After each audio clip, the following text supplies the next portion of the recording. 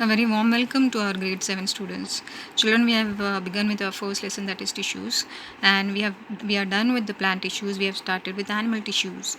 Animal tissues, we saw that mainly consist of four types. First is epithelial, then is connective tissues, then is muscular tissues, and the fourth one is nerve tissues.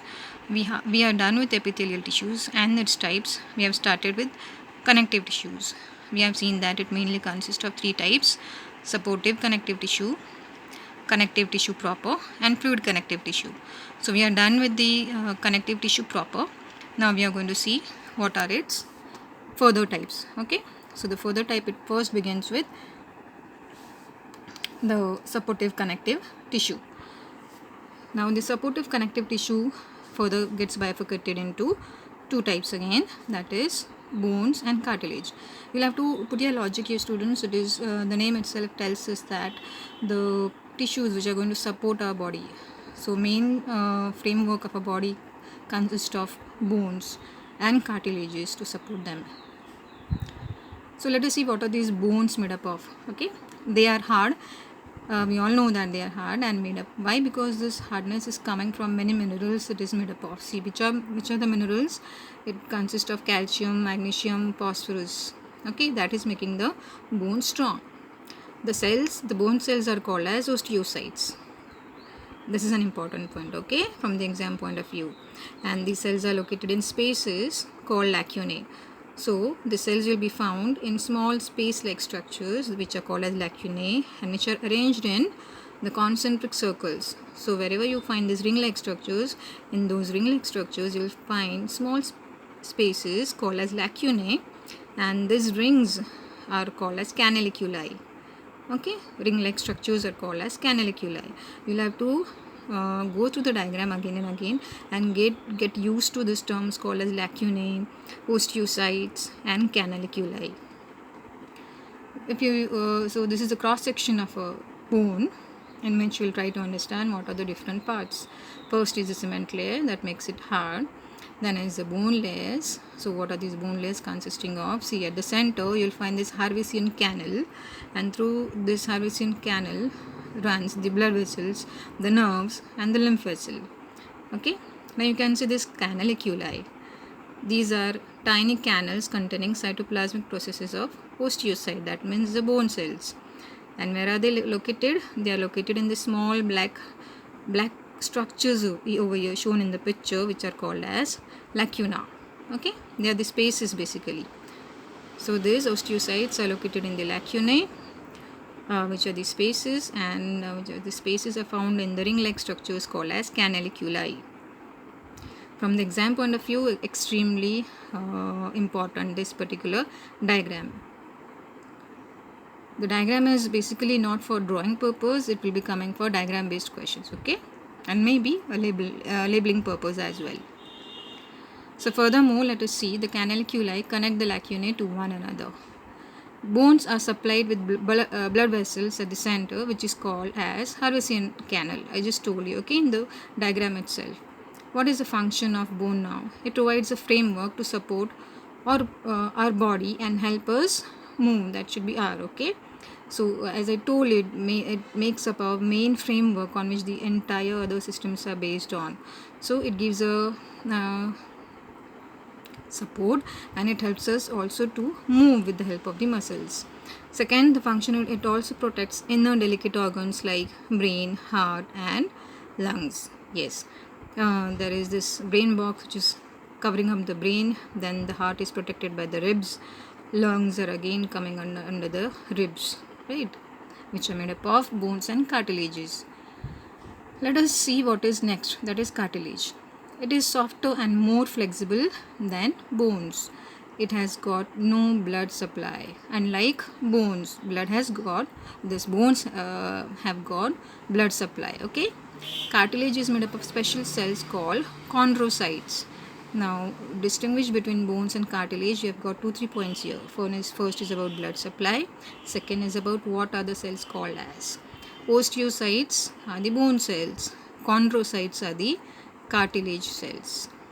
So these chondrocytes are present in a special matrix of collagen fibers, elastic fibers, and calcium.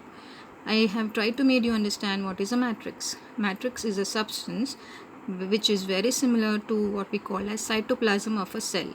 In that cytoplasm, you will be observing many organelles like mitochondria, ribosomes, nucleus, right? So in the same way, in these cells, matrix, inside the matrix, which may be solid, liquid, in any state, okay, depends on its location, it contains all these fibers, collagen fibers, elastic fibers, and calcium. Understand?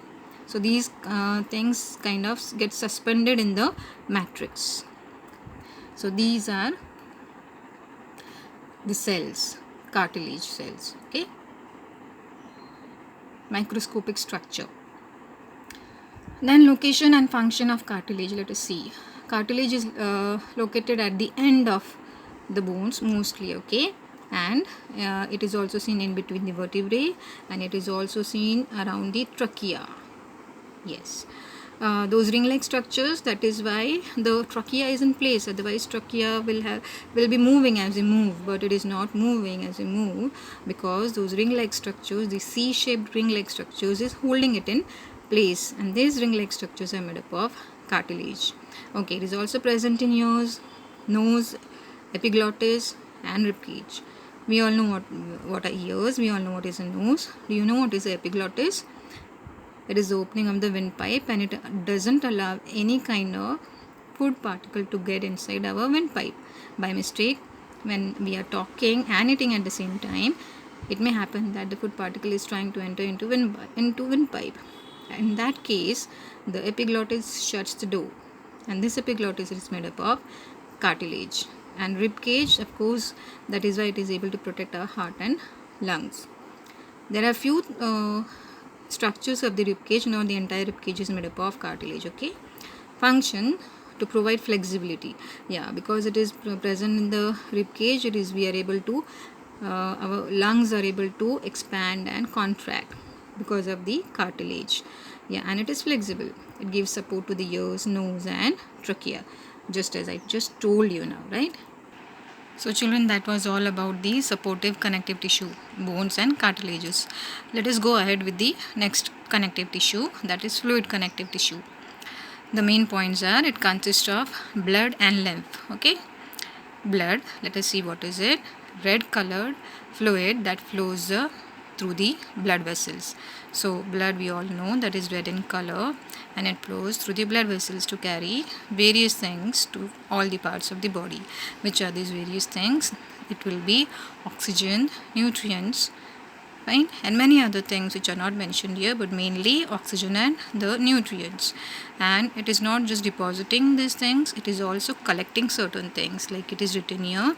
It collects the metabolic waste from the body cells to be thrown out, the things which we do not need, okay, which finally gets accumulated to the target organs, like through the excretory system we are going to excrete the urine, through the sweat glands we are going to throw out the extra salts, right? So there are things which are supposed to be thrown out, so the blood is going to do that job for us, okay? The next, it mentions that blood is made up of fluid matrix. Obviously we all know it's a fluid, so the matrix, the main component is going to be fluid, and it is called as plasma. So the matrix of blood is called as plasma, and it contains 90% water. Blood also has some salts, it has also some salts and proteins. So 90% of this plasma is water, and there are some kind of salts and protein. It is not the salt that we consume, but these are the residues of some minerals like sodium, potassium, calcium, right? Let us see what are the components of blood now. First type we all know, that is red blood cells. I think in 6th standard you have studied all this. These are also called as erythrocytes, and it contains a red pigment which is called as hemoglobin, and this hemoglobin carries oxygen to all the parts of our body. So it's very important. RBCs, also called as erythrocytes, they contain a pigment which is called as hemoglobin, which is responsible to carry oxygen to all the parts of our body. That is why our hemoglobin count has to be very rich. The more the hemoglobin in proper range, the more healthier you are. Okay. White blood cells, which are also called as leukocytes, very important function nowadays. Let me mention, in this COVID pandemic, which is taking away so many lives and causing threat to our lives, we are supposed to keep our immune system very perfect, right?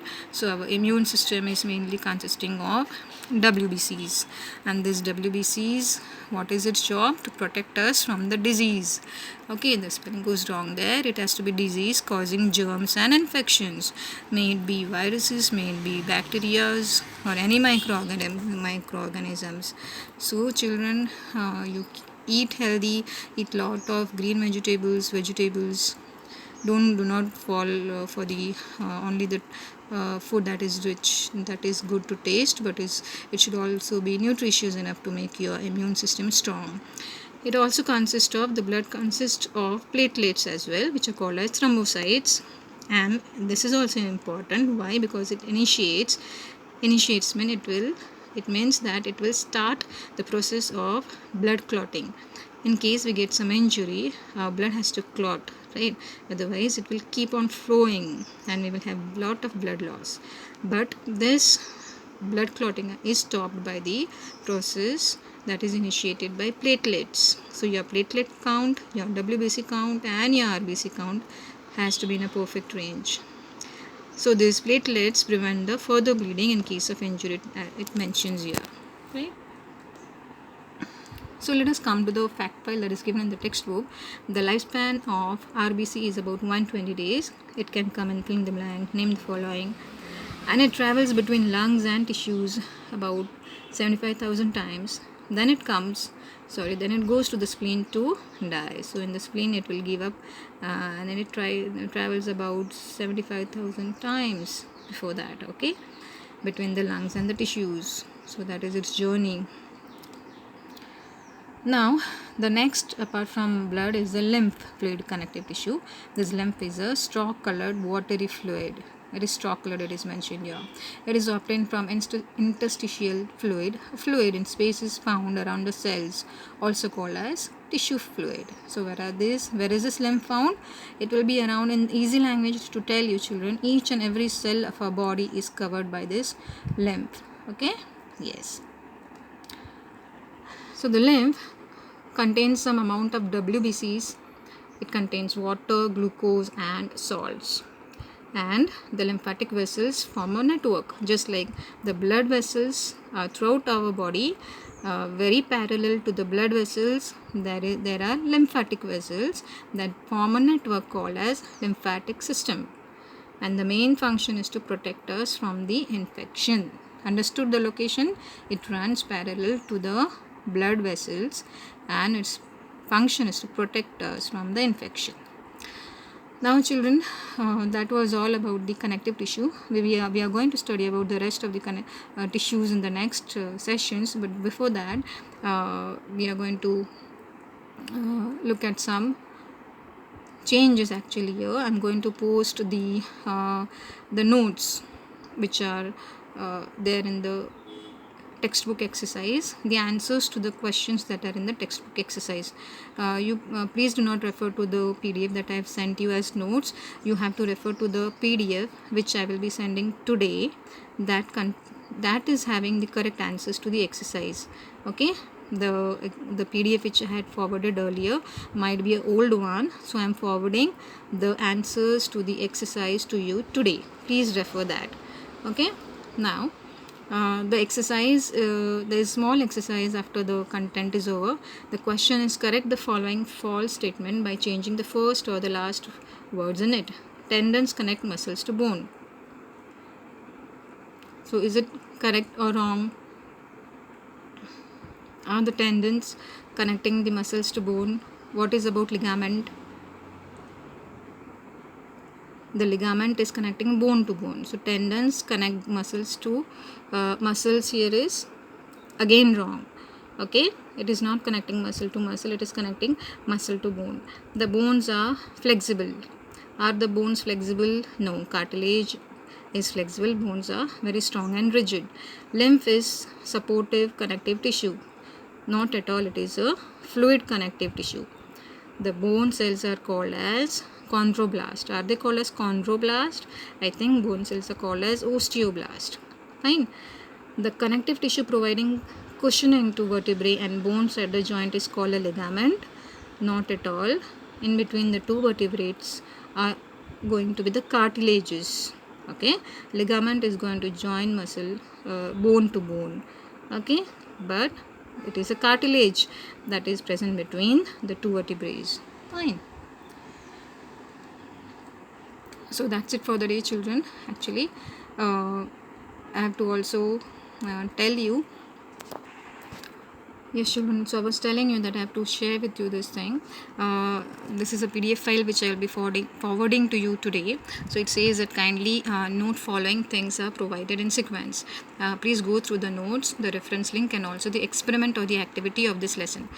We all know that we have a practical exam always at the term end, right? So the first activity for that is mentioned here in the PDF. You'll have to go through it, study it, and learn. Okay. So the first I have provided in the PDF are the notes, the answers to all the textbook questions. Okay, you can see that they are written here. I'm just trying to scroll and show you. These are the notes which I'm forwarding. You can start writing and learning it in the notebook. Okay, yeah, for long answer questions which I had already told you that you'll have to start you'll have to write it in your own words. Okay, long answer questions. After that, the other all answers are given to you. Also the picture based questions you'll have to do as a self study. If you find any difficulty, you can always contact me. Okay, the picture based questions, please refer the content of your lesson and solve it. The answers are very easy. If there is any difficulty, please call me up. And there is also one reference link. I think this is an excellent site for you to visit. It gives a very elaborate and easy language information about the tissues. And this is the experiment now. See, experiment number 1, activity of the lesson. The practical for the lesson, experiment number 1. Aim to examine the complex tissues of a plant under microscope. What are the complex tissues? The xylem and the phloem. So to observe them under microscope. Now we are not able to do that practically. That's why I am giving this ready-made whatever the practical sheet to you. The aim, the apparatus. Your job is to write this on a piece of paper and learn basically the observation and the conclusion. Observation and conclusion is always asked in the exam. So what does the xylem look like exactly in the under the microscope? We have to only write its structure, children, because that is what we are observing.